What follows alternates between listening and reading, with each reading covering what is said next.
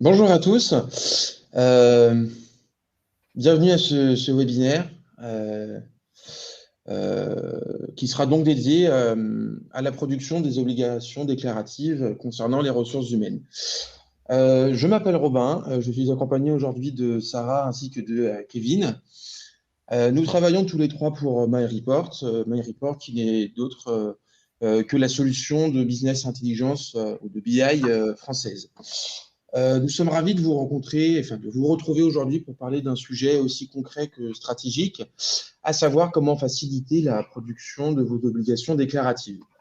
C'est un sujet que l'on sait exigeant, technique et souvent, bien malheureusement, assez stressant. Alors l'idée pour nous aujourd'hui, c'est de prendre un peu de hauteur, de regarder ce qui coince justement dans la production et surtout de vous montrer, de vous partager des pistes pour vous permettre de gagner en fluidité, en fiabilité et surtout en temps. Alors que vous soyez DRH, enfin directeur des ressources humaines, responsable des ressources humaines, ou même en appui sur tous les sujets sociaux au sein de votre entreprise, on espère que vous repartirez avec des idées concrètes afin d'améliorer du coup la production de vos différentes obligations déclaratives. Alors, avant de commencer, je vais juste vous faire un petit rappel assez important. Donc, si vous avez des questions, n'hésitez pas à les poser dans le chat. On pourra y revenir à la fin de la présentation. Je souligne aussi que Arthur est présent avec nous et il vous partagera dans le chat plusieurs informations, plusieurs contenus que nous avons produits et donc des contenus relatifs au sujet de cette présentation. On va commencer par un point très concret. On le sait, dans beaucoup d'entreprises, produire une déclaration RH, c'est mobiliser la plupart du temps plusieurs jours et parfois plusieurs personnes par mois pour aller justement chercher les bons chiffres, les vérifier, les retraiter et les mettre en forme avant de pouvoir les partager et de vraiment pouvoir les utiliser, tout simplement. Le problème, il ne vient pas tant de la complexité des obligations en elles-mêmes, mais plutôt de la difficulté, je dirais, mobiliser les données nécessaires pour ces obligations. Ce peut être complexe. Pourquoi? Eh bien, parce que ces données sont rarement disponibles directement. Ces data, elles sont réparties entre différents outils, entre la paye, entre le SIRH, parfois des fichiers Excel, parfois dans des mails, voire dans des fichiers partagés aussi bien en interne qu'en externe. Et le plus souvent, ces infos, comme je le disais, elles sont retraitées à la main. À cela s'ajoute un calendrier assez serré avec des obligations qui sont récurrentes. Je pense notamment à la DSN, la BDESE, le bilan social ou encore l'index EGAPRO, selon la taille de votre entreprise, évidemment. Sur ces différentes obligations, vous n'avez pas le droit à l'erreur. Vous n'avez pas le droit non plus d'avoir des reports d'échéance parce qu'elles doivent toutes être tenues en temps et en heure de manière impérative. Et c'est là justement que ça coince. Ces obligations, du coup, elles peuvent s'accumuler, mais les données restent dispersées, peu structurées, voire même rarement fiabilisées. Et du coup, c'est quoi le résultat de tout cela? Du coup, le processus, il est lourd, il est chronophage, et au final, avec peu de valeur ajoutée quand même. Du coup, c'est précisément la résolution de tous ces blocages que l'on va explorer ensemble pendant cette demi-heure. On va le faire en 3 temps, enfin 4 temps après, parce qu'il y aura un jeu de questions-réponses, mais voilà, en 3 temps, principalement pour que vous puissiez repartir avec une vision claire, mais surtout avec des pistes concrètes à activer dans votre propre contexte qui vous est unique. D'abord, on va prendre un moment pour identifier plus en détail les principaux points de friction que vous pouvez rencontrer dans la production des obligations déclaratives, les obligations qui vous prennent du temps, qui vous génèrent du stress et qui reviennent à chaque échéance. L'idée ici, c'est vraiment de se poser les vrais enjeux, donc à savoir où est-ce qu'on se perd et surtout pourquoi est-ce qu'on peut se perdre. Ensuite, on vous montrera à quoi peut ressembler un process RH plus fluide, plus automatisé, plus fiable. On parlera ici de méthode, de posture, et ce que ça change au quotidien quand la donnée devient accessible, à jour et partagée, j'ai même partagée facilement et simplement. Et à la suite de ça, on illustrera très concrètement ce que peut apporter une solution de BI, donc de business intelligence, comme MyReport dans ce type de démarche, hein, que ce soit via un gain de temps, via une meilleure conformité, une meilleure qualité de dialogue avec la direction, par exemple, ou avec les différentes instances. Et surtout avec un changement de posture, hein, de producteur que vous passez en gros de producteur sous pression à pilote serein. Notre objectif ici, il est clair, hein, c'est que vous puissiez vous projeter et repartir avec des idées utiles pour vos propres obligations. Ce qu'on voit, hein, quand on creuse un peu, c'est que le vrai problème n'est pas tant la complexité des obligations, comme je viens de le dire, mais bien de l'accès aux données. Vous, les services RH, passez énormément de temps à reconstruire une information qui devrait être normalement disponible, fiable, utilisable simplement. Et quand on regarde en fait ce qui freine vraiment la production, on retombe souvent sur les mêmes points, hein, que ce soit des silos entre les différents outils, que ce soit aussi des processus encore très manuels, hein, qu'on reproduit à la main à chaque échéance, hein, voilà, avec des exports Excel, de la saisie de données, de la validation de données qui peut être très chronophage. Du coup, ce qui occasionne un temps important consacré à vérifier ces données. Et bien sûr, vu qu'on construit ces reporting à la main avec des recopies de données, et ben, il y a forcément des risques d'erreur, hein, des risques d'erreur humaine. Et évidemment, plus vous avez de fichiers et plus d'obligations à construire, forcément, plus il y a de risques.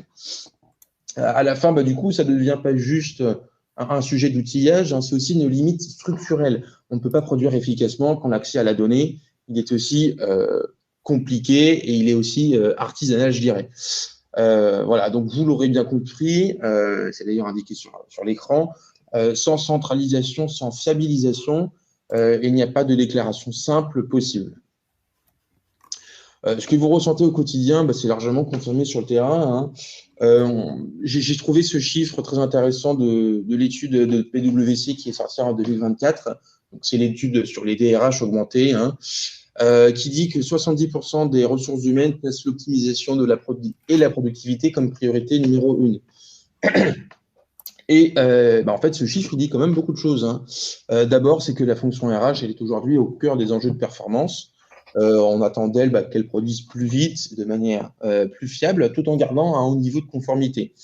Mais dans les faits, les outils n'ont pas toujours suivi, hein. La pression, elle vient moins des obligations elles-mêmes que de la difficulté justement à produire rapidement des reportings fiables à partir de données encore trop éclatées. La conformité est devenue stratégique également, hein, mais les moyens pour l'assurer sont souvent restés manuels. Les outils consacrés au RH, ça vient souvent après des outils, je dirais, un peu plus stratégiques pour la direction. Mais ce n'est pas forcément la réalité des ressources humaines. Et c'est justement là qu'il faut agir. Justement, Arthur vous partage dans le chat un livre blanc qu'on a réalisé à propos des limites que vous pouvez rencontrer au sein de vos logiciels SIRH. Je vous invite à les consulter si vous avez le temps plus tard. Évidemment, chaque entreprise, comme j'ai dit, elle a ses propres spécificités, hein. Chaque entreprise a des besoins et des normes qui lui sont propres. Du coup, voilà, ces obligations déclaratives, du coup, elles peuvent varier selon la taille de votre structure, de votre convention collective, de votre activité ou encore de votre niveau d'organisation interne, hein. Mais quand même, dans la pratique, vous avez quand même des obligations communes. Parmi celles que vous voyez ici, hein, vous avez donc des obligations périodiques, je pense à la DSN ou la DPAE. Vous pouvez avoir aussi des obligations annuelles, comme le bilan social ou l'index égalité, l'index EGAPRO. Vous avez aussi des déclarations plus ponctuelles. Je pense, par exemple, si vous avez un CSE, voilà, il faut gérer tout ce qui est élection, donc du CSE, ou également les bilans liés à la formation. On le voit, hein, ce n'est pas un système unique, hein, c'est un ensemble de pièces à assembler, parfois avec des délais très courts. Et donc, si vous passez beaucoup de temps à construire ces reportings, vous passez forcément moins de temps à les analyser. Et dans le contexte que l'on connaît et qu'on voit aujourd'hui, il suffit d'un oubli ou d'un indicateur mal extrait pour mettre en difficulté l'ensemble de cette conformité. Jusqu'ici, j'ai parlé complexité, j'ai parlé outils, j'ai parlé volume et échéance. Mais il y a aussi du coup un autre sujet qui lui est plus stratégique. Qu'est-ce qu'on fait de toutes ces données une fois qu'on les a? Parce qu'en réalité, ces obligations RH, c'est pas juste des cases à cocher, hein. Ce sont aussi des sources d'informations qui sont précieuses pour suivre la dynamique sociale de l'entreprise, anticiper des signaux faibles, hein, ou structurer le dialogue avec les IRP et aussi la direction. Le vrai enjeu, c'est pas juste aller plus vite, c'est aussi de poser un cadre robuste pour que ces données soient fiables et surtout utilisables dans la durée. Et je vais passer la main à Sarah. Bonjour à tous, merci Robin. Donc en effet, c'est justement là qu'interviennent les 3 leviers que je vous propose qu'on découvre dès maintenant ensemble. Donc comme l'expliquait bien Romain, face à la complexité qu'on vient de décrire et aux différents freins qu'on vient de vous partager, il ne s'agit pas seulement de digitaliser ce que vous faisiez avant dans Excel. Ce qu'on cherche à faire ici, c'est surtout de changer de posture. Et l'un des premiers avantages à s'équiper d'un outil de BI, c'est justement qu'il met en lumière ce qui jusqu'ici restait invisible. C'est-à-dire des écarts, des doublons ou encore des données mal alignées entre vos outils. Et l'un des premiers avantages, du coup, ça va être... pardon, excusez-moi, c'est pas une difficulté en fait supplémentaire. Au contraire, ça doit vraiment venir vous aider et être une vraie opportunité pour vous. Et puis, pouvoir identifier du coup ces incohérences, c'est ce qui permet ensuite de poser une base qui sera propre, fiable et prête à être automatisée et surtout partagée. Donc oui, on va pas se cacher, ça implique parfois de travailler en lien avec d'autres services. Ici, je pense notamment à la DSI pour sécuriser notamment les flux et structurer les collections, mais c'est un socle qui rend la suite possible. Et justement, cette suite, elle repose sur 3 piliers qui sont très concrets et que je vais vous présenter maintenant. On a d'abord la consolidation de vos données RH pour qu'elles soient enfin prêtes à l'usage. Ensuite, on a un reporting qui se met à jour tout seul, sans retraitement manuel de votre part. Et enfin, on a aussi des tableaux de bord qui sont conçus pour répondre à toutes vos obligations déclaratives. Et donc, sans plus attendre, je vous propose de rentrer dans le détail avec des cas concrets et des exemples que vous allez pouvoir reconnaître. Donc, le premier levier, comme je le disais, c'est la consolidation. Trop souvent encore, et on le voit chez nos clients, les données RH, elles sont disponibles, mais elles sont éclatées et vous ne savez pas vraiment où aller les chercher. Vous retrouvez souvent un bout dans le logiciel de paie, un autre dans le SIRH, des éléments dans Excel, même parfois vous allez chercher jusque dans vos mails. Et donc MyReport, dans tout ça, ça va vous permettre de connecter l'ensemble de ces sources et de les regrouper dans un environnement qui sera unique, structuré et qui sera surtout exploitable immédiatement. Et ça, c'est un vrai changement parce que vous n'avez plus besoin de chercher ou de recroiser les chiffres à chaque fois. Tous les indicateurs clés que vous aurez choisis au début du projet et tout au long, ils seront réunis au même endroit, à jour et prêts à être utilisés et partagés. Grâce à ça, chacun va pouvoir accéder aux données dont il a besoin, quel que soit son rôle, qu'il soit RH, qu'il fasse partie de l'équipe de direction ou encore qu'il soit un représentant du personnel. Donc ça, c'est un vrai plus. Le deuxième pilier, ça va être l'automatisation. C'est ce qui fait toute la différence entre un tableau de bord statique et un outil qu'on considère de vivant. Avec MyReport, les tableaux de bord RH se mettent à jour automatiquement à partir de vos données donc sources. Vous définissez une fréquence, qu'elle soit quotidienne, hebdomadaire ou même mensuelle, et les données, elles se rafraîchissent sans intervention de votre part. Grâce à ça, vous mettez fin aux erreurs de copier-coller, aux oublis de mise à jour ou encore aux relectures de dernière minute. On sait que ça arrive. Donc, vous gagnez du temps, mais surtout, vous gagnez en fiabilité. Et puis, c'est aussi un vrai atout, je pense notamment en cas de contrôle ou d'audit. Vous pouvez trouver toutes les traces des sources, justifier chaque indicateur et montrer que ils sont à jour. Enfin, le troisième pilier, c'est la restitution. Parce que même avec des données à jour, si personne ne comprend votre tableau de bord, il ne va pas servir à grand-chose. Là où beaucoup de services RH utilisent encore des fichiers Excel ou Word qui sont peu lisibles, MyReport propose des tableaux de bord qui sont visuels, clairs et adaptés aux restitutions de vos obligations déclaratives. et qui regroupe donc toutes les infos, que ce soit de BDESE, bilans sociaux, index égalité. Et en réalité, donc c'est plus qu'un support de reporting, c'est un vrai outil de dialogue social, parce que le CSE, il va pouvoir comprendre vos chiffres, la direction, elle va pouvoir les consulter bien plus facilement, et vous pourrez aussi piloter, vous, de votre côté, en temps réel, vos effectifs, vos rémunérations, votre politique de formation, et puis bien d'autres sujets. Et donc, notre objectif à nous, c'est vraiment que vous ne subissiez plus la conformité, mais que vous puissiez la piloter. Et pour rendre le sujet donc encore plus concret, je propose de laisser la main à Kevin qui va vous montrer, faire une petite démonstration de notre extension DSN pour que vous puissiez y voir plus clair. Ça marche.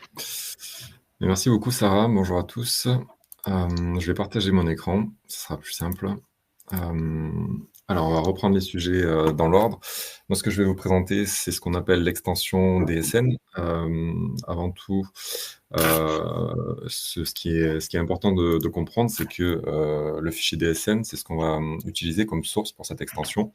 Un fichier DSN, de base, c'est très difficilement interprétable, très difficilement analysable. L'avantage, c'est que vous le produisez déjà, qu'il est produit mensuellement et obligatoire. Donc, ce fichier-là, soit vous l'avez déjà à votre disposition, soit vous pouvez demander à votre gestionnaire de paie de vous le fournir pour alimenter cette extension. Donc, comme on peut le voir ici, c'est très, très codifié, très, très compliqué à interpréter. Et si on veut le faire soi-même, mais ça va prendre beaucoup de temps et beaucoup d'expertise pour arriver à un résultat tel que je vais vous le montrer.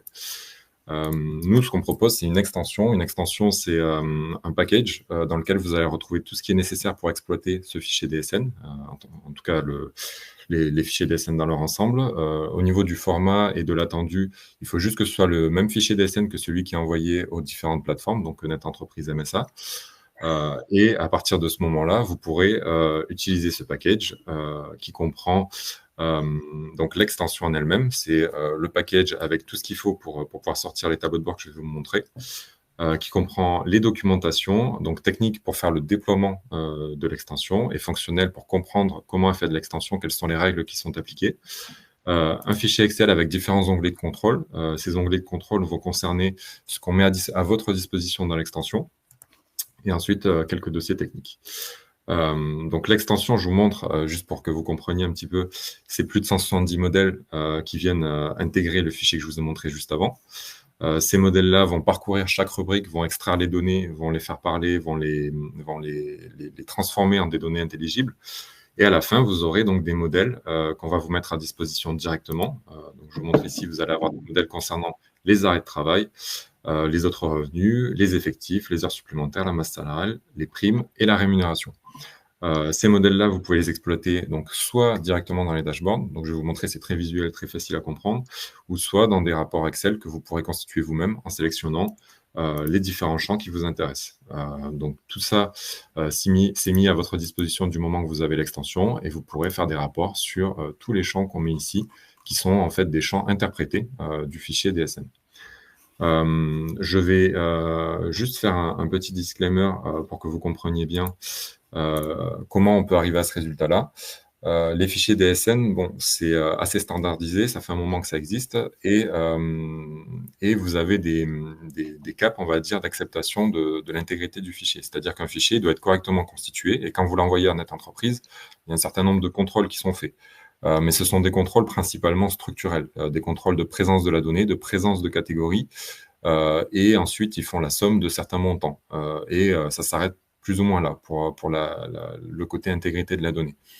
Donc, l'extension va permettre deux choses. Elle va permettre de vous afficher des dashboards tels que je vais vous les montrer là, et va aussi permettre de mettre en évidence si vous avez des soucis dans la constitution de votre fichier, puisque même si le fichier est accepté sur les différentes plateformes de dépôt, vous pouvez avoir des incohérences, et surtout des incohérences de continuité de la donnée.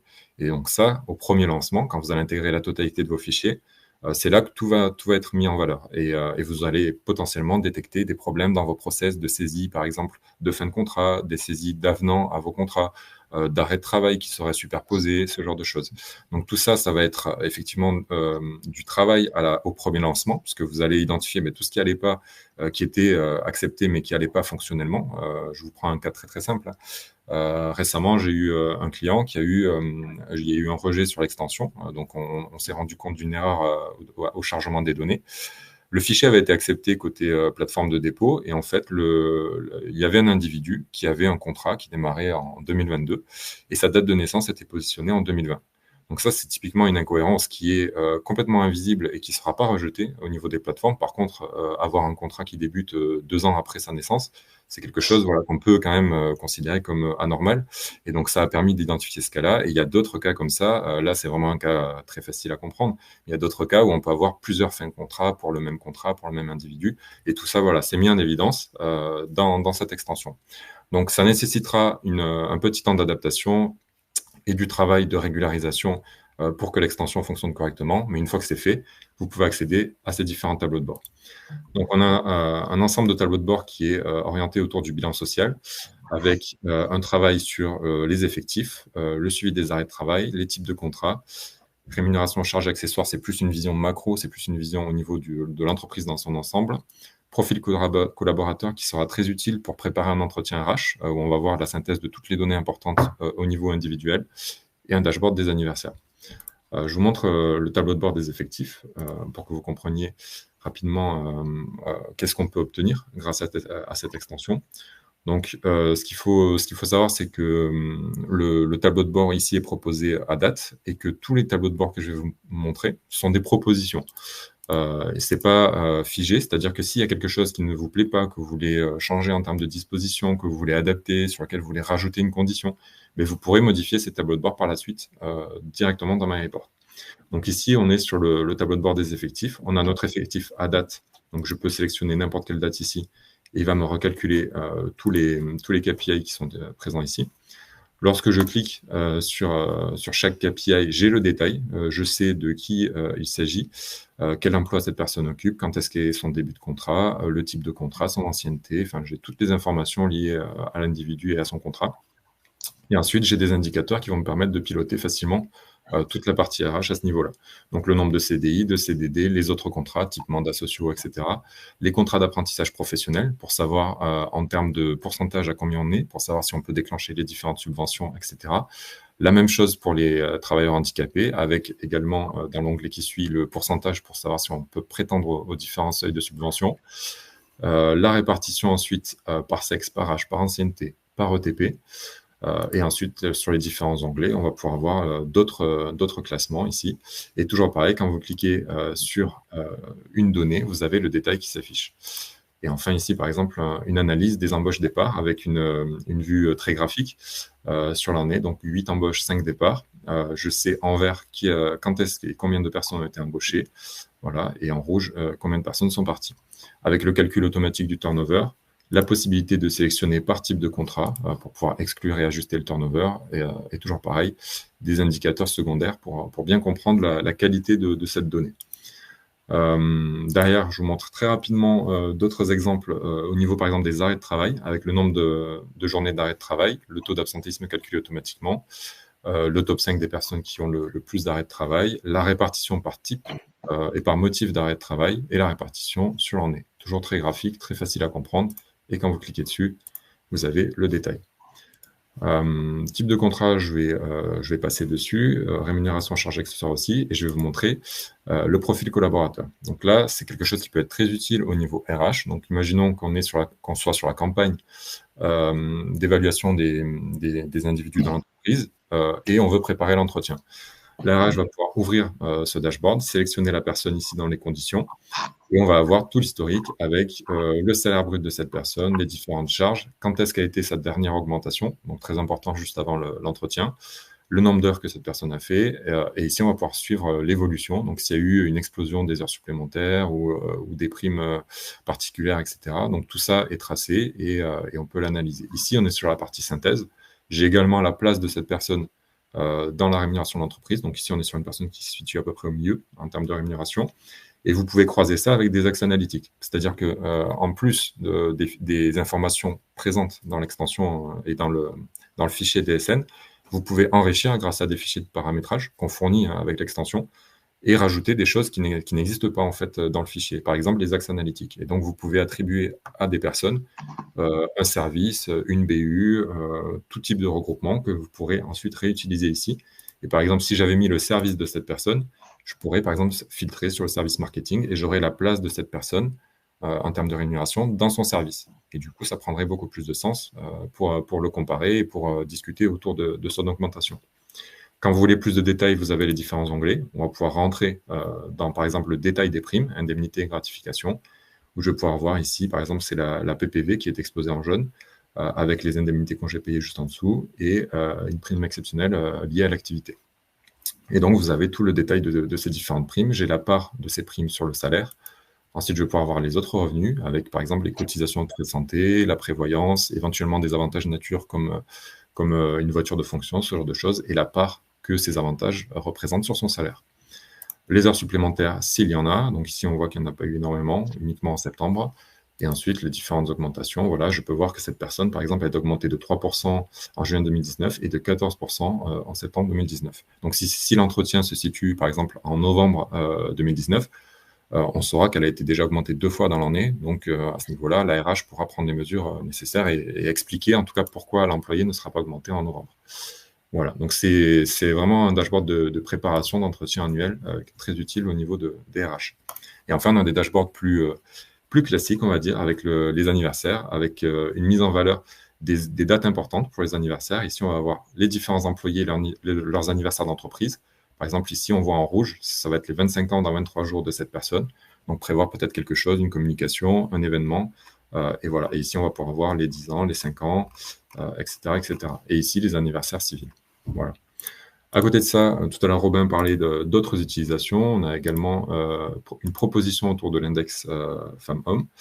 Cette proposition est la proposition standard. Bien souvent, il faudra ajuster pour avoir une version très précise par rapport à votre entreprise et peut-être ajouter quelques filtres, mais cette proposition fait 3/4 du travail pour vous et vous donne déjà un bon aperçu de la note à laquelle vous pourrez prétendre. Donc, c'est très facile à comprendre. Vous avez les 4 indicateurs pour les entreprises de 50 à 250 employés. Vous avez les différentes notes affichées ici et s'il faut les prendre en compte ou pas. Si vous avez un non, comme c'est affiché ici, c'est qu'il y a un des critères qui ne permet pas de prendre cette note en compte. Et si vous avez un oui, c'est que cette note est valide et que vous pouvez la prendre en compte. Donc, par exemple, si je vais sur les arrêts maternité, donc on a 15 sur 15, mais on n'a aucun arrêt maternité. Donc, ça veut dire qu'il ne faut pas prendre cette partie de la note en compte.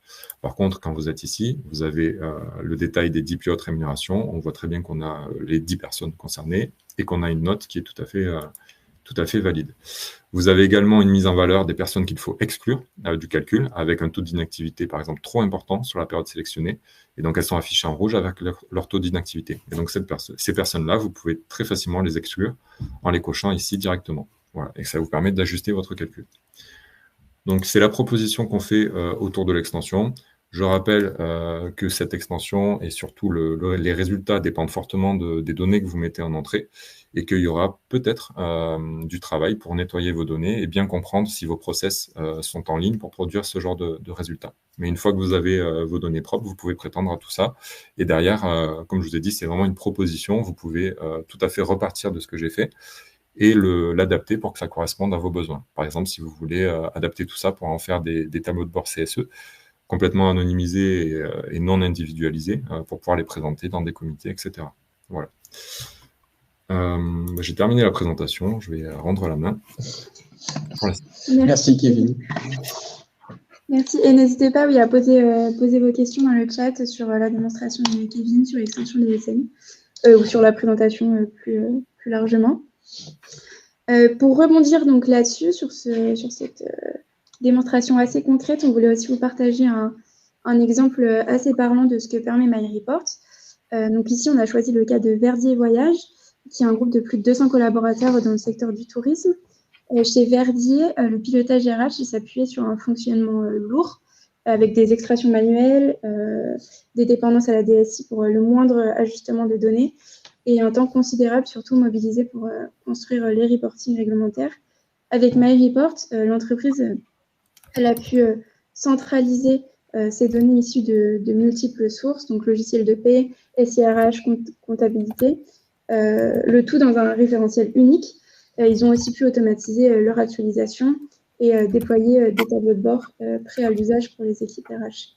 Le résultat, les indicateurs ils sont à jour en permanence, accessibles sans compétences techniques et directement réutilisables dans les livrables obligatoires.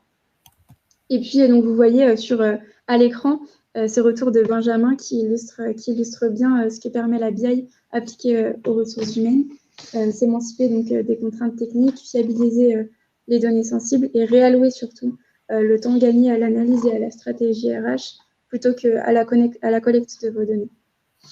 Si le cas client vous intéresse ou bien si vous souhaitez en consulter d'autres, Arthur va vous partager dans le chat le lien direct. Merci Sarah. Je poursuis avec, pour un peu clôturer ce webinaire, avec un mot rapide sur MyReport. MyReport qui se veut être du coup la solution d'analyse de données et de reporting la plus complète et la plus facile à utiliser. Solution française, je tiens à le souligner quand même. Pourquoi la plus complète? Eh bien parce que notre sujet d'aujourd'hui, du coup, c'est que une partie de tout ce que MyReport peut faire pour vous et pour votre société. La solution, elle couvre en effet toute la chaîne de la donnée. Vous avez aussi bien la modélisation justement de cette donnée, cette analyse de données également. Vous avez aussi un volet de data visualisation avec une création intuitive de tableaux de bord de pilotage. Je crois d'ailleurs qu'on a une question de Juliette à ce propos. Une certaine Juliette, on pourrait y revenir à la fin de sa présentation. Vous avez aussi la possibilité de partager, de diffuser ces données graphiques à l'interne comme à l'externe. MyReport, c'est aussi une solution facile à utiliser parce que la modélisation des données, elle se fait sans code. Elle se fait également en interface directe avec Excel. On a un bandeau MyReport que vous pouvez retrouver sur votre Excel directement. Donc, comme ça vous permet de conserver vos habitudes. MyReport permet aussi la diffusion des rapports de manière très simple par un envoi aussi simplement que comme on enverrait en fait un email. Donc, très simple. Donc maintenant, pour répondre aux questions, je crois qu'il y avait une question de Juliette, c'est ça? Je ne sais pas, Kevin, si tu veux y répondre. Oui. Alors, j'avais répondu dans le chat, mais je vais le répéter. En fait, si on a des données propres et qu'on dispose de l'extension, c'est environ une journée. Donc, une journée, c'est pour avoir un peu de marge, mais ça prend moins de temps que ça. Et j'insiste sur le fait d'avoir les données propres. C'est là que sera le delta, si jamais il y a un delta. Et le coût, puisque c'est la deuxième question, l'extension en elle-même est à 30 € par mois. Ensuite, ça dépendra de si vous avez déjà MyReport ou pas. Et ensuite, si vous n'avez pas MyReport, ça serait de voir quelle version de MyReport vous correspondrait le mieux. Et là, les prix vont différer en fonction de vos besoins. Donc, l'extension en elle-même, en tout cas, c'est 30 € par mois pour obtenir ces différents tableaux de bord, pouvoir les actualiser et les utiliser autre part. Voilà. Très bien. Merci. Et donc, comme vous partage Arthur dans le chat, n'hésitez pas à prendre rendez-vous avec nous. Comme ça, on pourra échanger sur vos enjeux, vos besoins. Et voilà. Merci. Merci à tous. On arrive au terme de ce webinaire. J'espère qu'il vous aura permis de mieux comprendre comment du coup structurer efficacement votre donnée et surtout vos process avant d'optimiser la production de vos obligations déclaratives. Encore une fois, c'est exactement la promesse de MyReport, une solution de BI orientée métier qui vous permet du coup de produire vos BDSE, vos bilans sociaux ou encore vos reporting RH sans repartir de zéro chaque mois. Voilà. Donc encore une fois, si vous souhaitez en savoir plus, on vous invite très fortement à prendre rendez-vous avec un de nos spécialistes qui pourra répondre à vos enjeux de manière personnalisée.